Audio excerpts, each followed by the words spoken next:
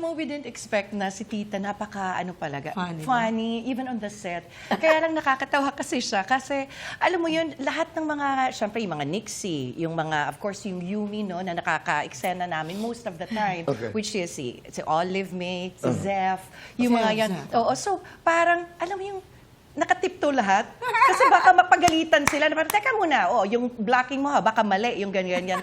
But you know what, hindi nila akalain na, off the set, na talagang si Tita napakakalog. No, you know what she said just now in Waray? Yes, Ang very dami-dami kong makeup, supportive. ang kapal ng makeup, tapos tatakluban mo lang ako dyan. Urong ka ng Ito kasi, Yun eh. gusto ko siyang tent mate. I just have to say it publicly. tent mate. Ang pangit. Sobrang idol ko siya kasi lagi ko siyang kasama dahil kami magka-eksena. Dere ini kay masipag. Basa ng isip ko. Memorize, kakailangan mga lines. Ang haba kasi ng mga lines Tapos din hindi namin. yan matutulog pag lunch break. Minsan galing pa sa abroad. Ang lakas ng energy That's what niya. you call commitment. you. That's intensity. Ang discipline.